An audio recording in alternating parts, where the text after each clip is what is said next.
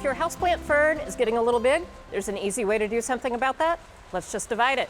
So this is a happy houseplant fern. You can see it's nice and full. Just gonna squeeze the pot a little bit. Take that pot out. And we're just gonna divide it right down the center.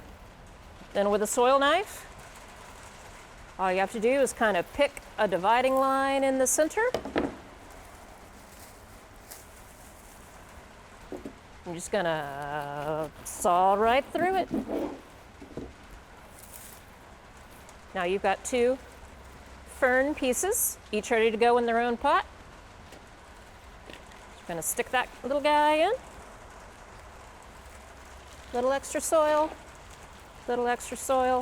tuck it in a little bit.